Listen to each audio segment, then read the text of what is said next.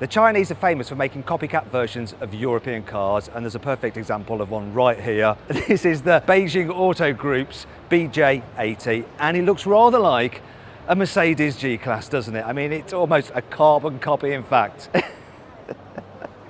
How very cheeky of them. The front of the car is very G-Classy. The light design is like the current G-Classes, the rugged bumper, the way you've got those wheel arches that are pronounced, the flat bonnet, the bluff windscreen. You don't have the indicators on the top of the wings though, like the real G-Class, and the grille is a little bit more like that on a Jeep. The side profile though is completely G-Class, isn't it? Even the exposed hinges you have on the doors, the feel of the door handles, and listen to this, the noise the doors make when you open and shut them, so. And then it's just like the real thing. It's very familiar here at the back as well, especially with the rear-mounted spare wheel, the fact it's got a flat back end and the tailgate opens outwards like that. All very G-Class, even underneath the skin. So this car has a ladder frame chassis. At the front, the suspension is independent, like on the latest G-Class, whereas at the back, it's got a rigid axle. Now, I've just noticed something really odd. So the exhaust surrounds actually have a tow hitch coming out of them. So look, they wouldn't pass the CarWow stick of truth, though it should probably be the CarWow ski pole of truth. Yeah, anyway, the actual exhaust is here.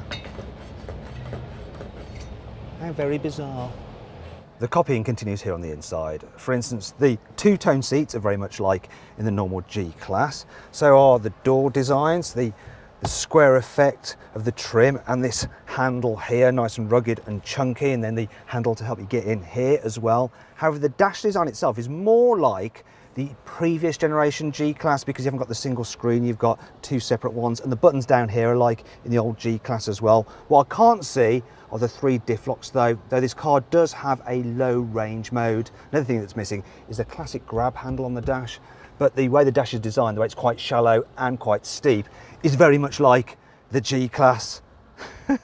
Thing is though, this is a lot less expensive. So this is the range topping version. It's got a 3-litre V6 turbo. It's got 270 horsepower, 4-wheel drive of course, and it'll cost £40,000 in China. Whereas the entry-level G-Class, that's going to set you back around £200,000 if you're Chinese. What's fun is that this car is rather boldly on display pretty much right next door to the Mercedes stand at the Shanghai Auto Show. It's almost like they're rubbing Mercedes' nose in it. And you might be wondering, why the heck doesn't Mercedes come over here with their lawyers and get them to take this thing away and stop building these copycat cars? Well, I found out that Mercedes actually has a partnership deal with Beijing Auto Corporation to build cars here in China, so they're probably willing to overlook this kind of plagiarism in interest of business relations. Here's another version of the BJ80, only in a slightly different paint scheme. It's quite cool. Actually, wait a minute, it's got the indicators on the wings. Yeah, this is the real G-Class. In fact, it's the G63, and if you want one of these in China, it's going to cost around £300,000. So no wonder the copycat exists. The G63 isn't the only performance SUV Beijing Auto has copied. They also do a Lamborghini Urus ripoff called the Wansu. Another direct Chinese copycat is a Zoti SR9, which blatantly looks like a Porsche Macan. Then there's the Landwind X7, which is a cut and paste previous generation Range Rover Evoque. In fact, the company just lost a lawsuit in China against Land Rover over this car.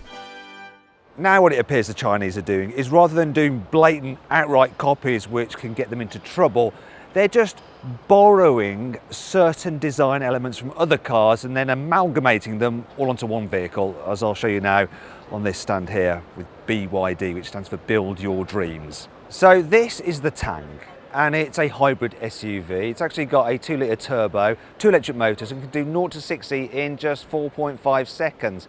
But this rear 3/4 is rather like another hybrid SUV, one that's not quite so quick. Can you guess what it is?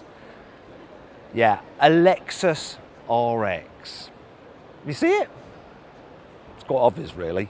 I don't know about you, but I'm picking up quite a lot of Audi Q5 vibes from this song. The crease down the side and the way it kind of curves over the wheels, it's a little bit Audi Q5, isn't it? Then the lights are even more Q5, and when you combine that with the Audi-like grille, it's quite clear to see. The whole car actually from other angles doesn't look quite so Q5-ish, but from this front three quarters, yeah, it really, really does.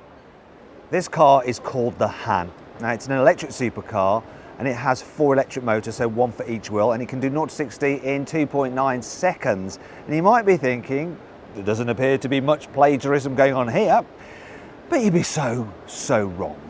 For instance, take a look at this rear end. The wraparound light bar is very, very Porsche 911, isn't it? Even the way they've written "Build Your Dreams" is sort of in the Porsche font. Then if you look at this back screen, it reminds you of the engine covers you get on Lamborghinis. And finally, the name of the concept, even though the production car will be called the Han, this concept version is called the E-Ceed GT. Kia Ceed GT. They're even copying the name. Finally, from this angle, the shape of the lights and the way the bodywork kind of swoops over the wheel, it sort of reminds me of the Honda NSX.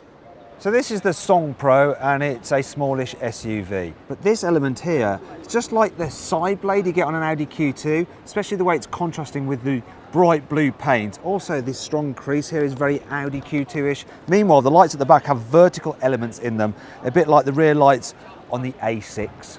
For me, this is the most blatant bit of copying on the BYD stand, because it really does just look like a Toyota Aygo.